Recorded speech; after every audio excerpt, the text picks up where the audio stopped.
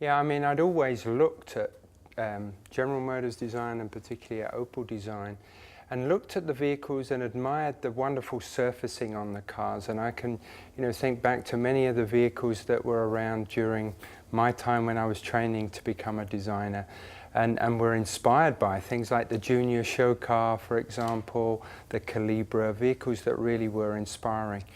So when I joined the company, actually, one of the first things that was asked of me, let's say, probably 2 or 3 weeks in, after I'd had a chance to look around and see what was going on, was, okay, so what do you think? What do you think about, where we are at this point in time? And although I felt the cars at the time were really well put together, the vehicles that were being done, I just felt they'd lost a little bit of the emotion that I'd seen in some earlier vehicles, a little bit of this beautiful sculpted surfacing, and felt that that would be something that we really needed to recapture within the brand and bring that back to prominence and put that in the center of everything we do. And really from that sort of seed, if you like, that germ of an idea, we really then began developing the whole idea of where we are today, and this whole design philosophy that we're calling sculptural artistry meets German precision. The first sort of vehicle that we began developing that around, and in fact we didn't have a name for it back then when I first joined, was the Insignia concept car. That really started to add this emotional, beautiful surfacing to the vehicles. And then really, since then, we've been building and building and building around that framework.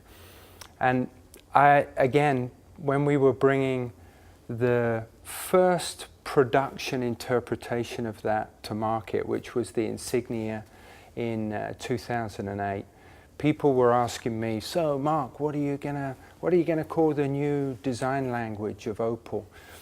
And I really pushed back hard on that, because I didn't believe in creating a buzzword or a buzz phrase around a design language, because design languages, I believe, are very transient. Every 3 or 4 years, then you're on to the next best thing.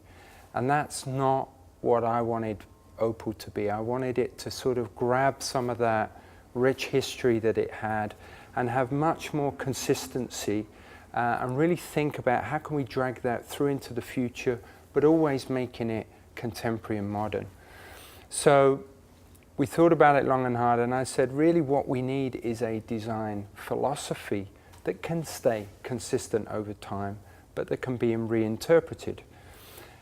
And to really justify, could that be the case going forward, I needed to look in the past. And so I looked back, and I really went all the way back to when this design center was first come to being, and the very first vehicle that was done here, the experimental GT. And I said to myself, right, could that vehicle in 1965 have been defined as sculptural artistry meets German precision? And the answer to that was a clear yes. In the context of 1965, if we'd been thinking of those words, yes, the vehicle could have been. So it felt good to me, because that really felt like it was already in the veins. Those words have just sort of brought it to the surface. It was in the veins of the people that were designing the cars then. Maybe they just didn't call it a word, they didn't call it a phrase. So I think bringing that phrase forward has now been a great drumbeat for everything we do. And it took a while. I got to say, it probably took at least 2 years of me constantly drumming it into the designers, and every review we had and every design we were picking, it was built around that framework. And nowadays, I don't even have to mention it, because my team have it like clockwork. Everyone has it ingrained in them. They know that's the framework that they're building around. But it's one of those frameworks that isn't restrictive. I mean, I see new, fresh, bold designs every day on the walls in the studio. And that's because there is this light framework of what we stand for and what we're trying to be.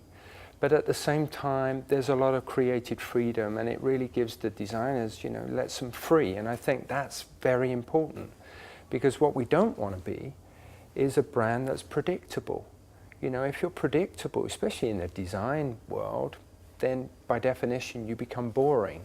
And we definitely don't want to be boring. We believe we're doing bold, progressive design that is really true to our brand values, you know, and those brand values are talking about being exciting, approachable, and German. And I think, for me, the German part is really, really important, because we are a German brand. I may be a Brit, but it probably gives me an advantage because I can look at from the outside in and I can say what is strong about the German culture and how can we bring that culture through in the design work we're doing.